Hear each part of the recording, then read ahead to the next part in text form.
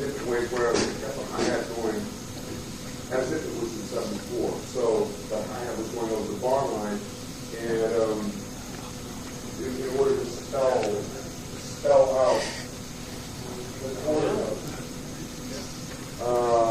And many times,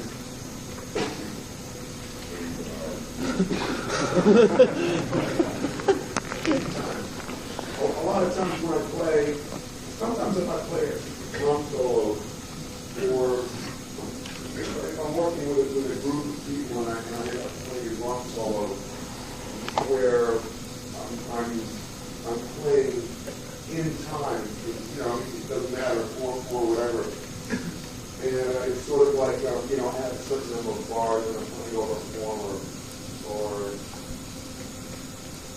I'm going to play an open solo that keeps the same rhythm. A lot of times I'll keep my hi-hat, I'll continue playing my hi-hat, and a lot of times I'll splash it, just so that people can hear. They can always hear the time. And the trade-off to that is not using the hi-hat as a voice, another voice. That's sort of like what you have to give up. And but at least if you start playing very disjointed types of rhythms that are difficult to hear, suddenly they become more apparent when you use the hi-hat as a metronome. And I got my standing up here, talking real loud. I got no voice. I'm screaming. And anyway, a lot of times when I just play an open solo, for me, oftentimes I'll use a motif, some sort of any kind of rhythmic motif, and try to build from that. And sometimes I'll just sit down behind the drums, and I don't have a clue what I'm going to play, like today. And the reason that I do that is because it forces me to continually take chances. Is my fly open? I don't have a fly. Did you know that I'm really a woman?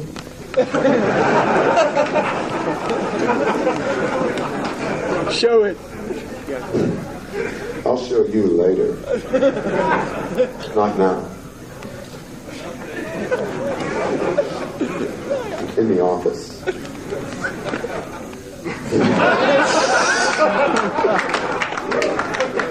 Just kidding. I'm really bad. And you interrupted me. I forgot what I was saying. It wasn't important anyway.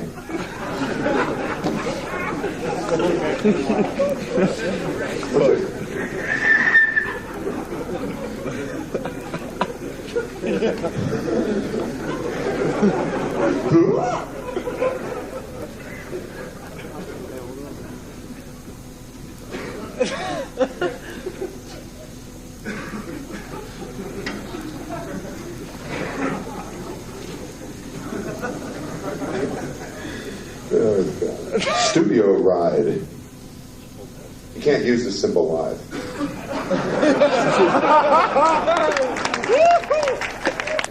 Studio. I got a record date. I need a cymbal. I got it. Oh God! It self-destructs if you take it to a nightclub.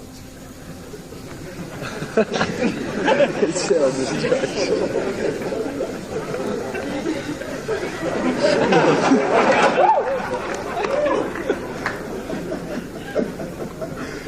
Oh yeah.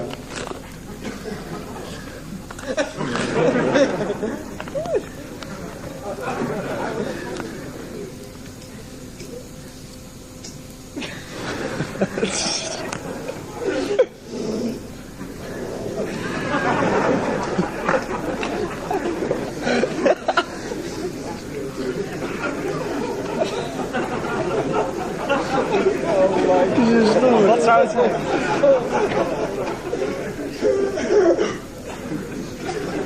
Okay. So, what the hell was I talking about anyway? I can't remember. So, anyway, what I was saying, seriously, is oftentimes I'll start with a motif and blah, blah, blah, or I'll have something in mind. Then I'll say, well, okay, I'm going to play this rhythm for a while and try to develop on this rhythm, or I'll play a drum solo and I'll have an outline. And oftentimes I don't do it, and the reason I don't is because it keeps me open to take chances, whether it's good or bad. I never really know what the result will be. If I just sit down behind a drum set and suddenly I've just got a blank slate and I have no clue what I'm going to play, especially in front of a large audience. It's tough to do that, but I purposely do it because sometimes when a person gets to, we all do it. We all get to points in our playing where we reach a plateau, so to speak, and you're sort of in a rut and you don't know where else to go, and you learn how to do things, and you learn how you build up a vocabulary of rhythms and patterns and this, that, and the other thing, and it's always safe. It's, and it's very easy to not take any chances. And to me, it's really important to take a chance, to take chances, and that forces me to take chances. And if it comes out better than I expected, great. If it doesn't, then at the very least, I open myself up to whatever could happen. And I feel that that's a very important exercise to do that, because a lot of times, it's very easy to practice things and become comfortable with them at home, and you do the same things on a gig, and then you go and you practice and you learn new things, and you say, well, how am I going to do this on the gig? Well, if you don't just spontaneously take that chance on a gig, then what's going to happen is you'll probably end up just saying, okay, I've got this new lick I worked out in 30 bars from now, I'm going to play it.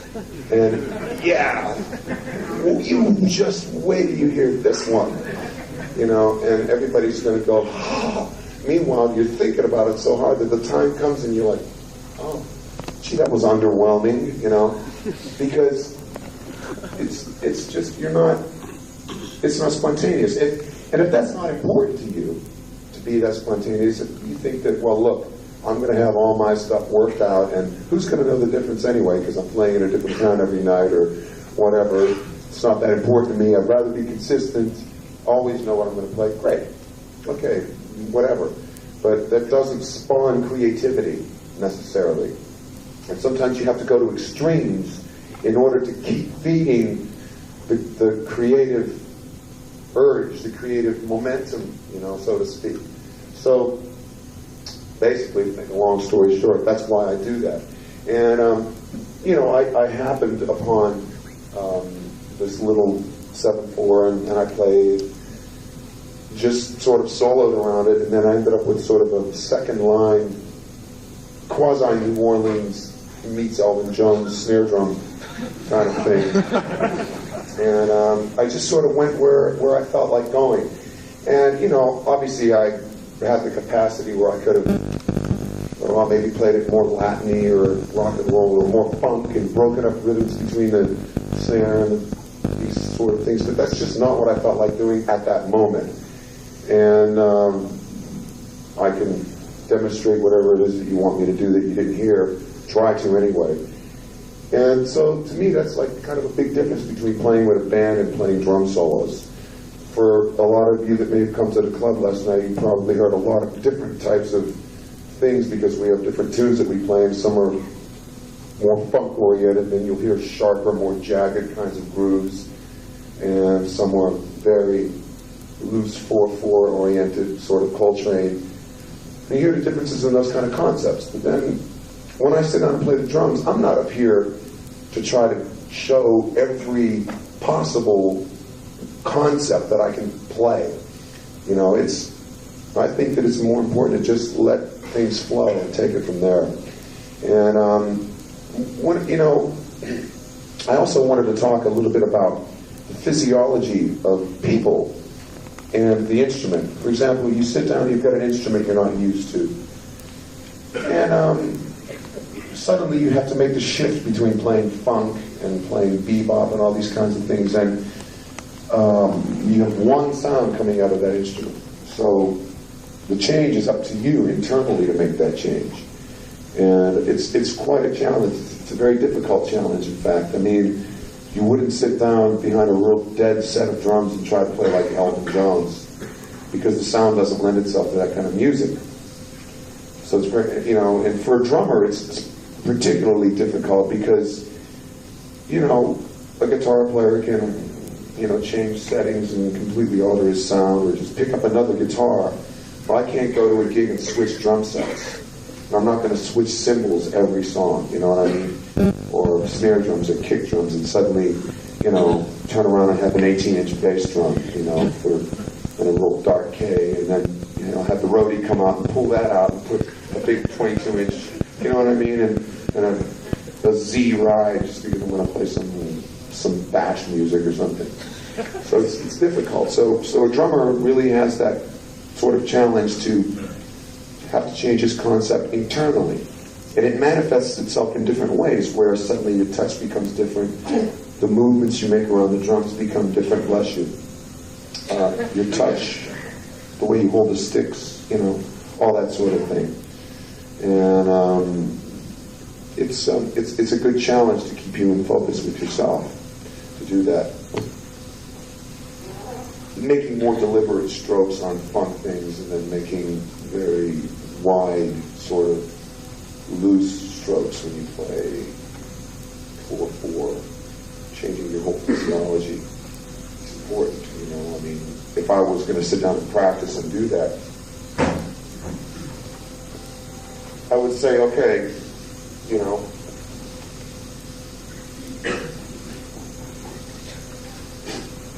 I mean, first of all, let me add this, that it even changes within styles of the same idiom. For example, you could sit down and play a certain kind of simple funk groove, like on one of the tunes I played with John. I could sit down, and I know that it has to be a certain way, so if I'm going to just play...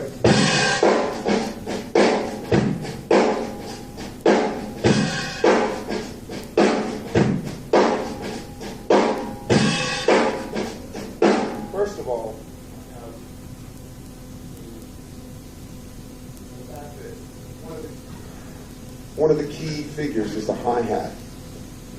And the hi-hat has to be very crisp. And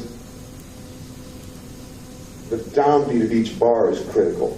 So I might accent that by opening the hi-hat and hitting the bass drum. Or I might just do this.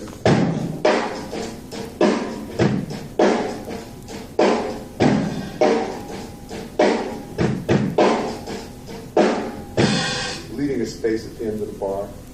That also creates tension for the next downbeat and winds up the whole cycle. And also the reason I said that I would do this is part of orchestrating what you play on the drums. And that'll make a difference too in the impact, and it'll make a difference in the impact of the groove, and it'll make it the whole sort of a subtle difference in the way the drum set sounds is how you orchestrate things on the drums. Now, not to get on too much of a tangent, but to stay within the same vein of what I'm talking about. So I'm playing something like this. I know the hi-hat has to be real crisp. I could vary it ever so slightly by building it inside of the tune by playing it a little louder eventually.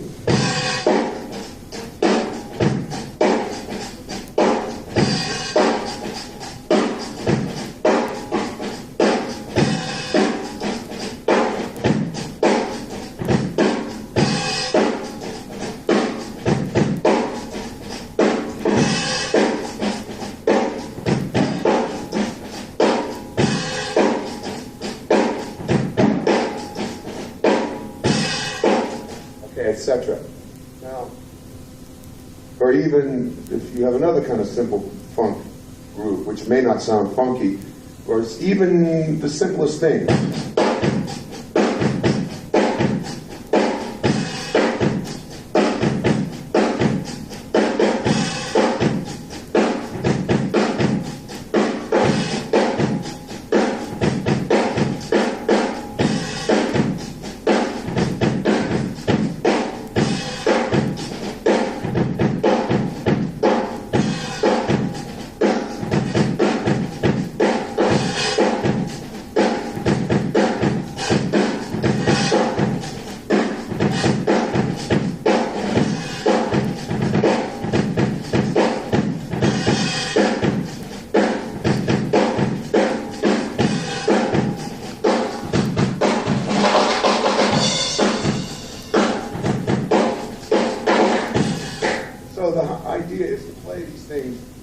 physiologically speaking, with deliberation.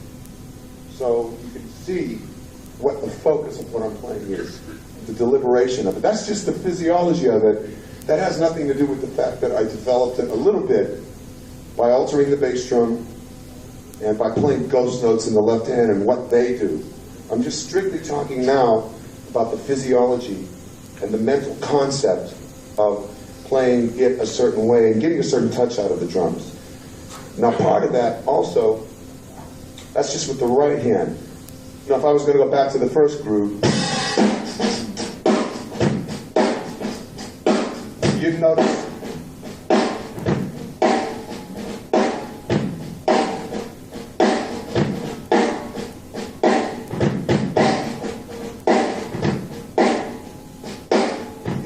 that the left hand plays an important role too, and that the ghost notes that I'm playing are also very marked and very articulate and short and have to be exactly in a certain rhythmic place. Otherwise that'll alter the whole feel of the groove. Instead of, it's very subtle. Take these things for granted. But then when you try to put it all together and you move one little element to alter the feel, it becomes very important. So you're playing these things with a lot of deliberation instead of playing it loose. And that'll affect the way you strike the drums and the way you hold the sticks and everything. As opposed to suddenly having to play some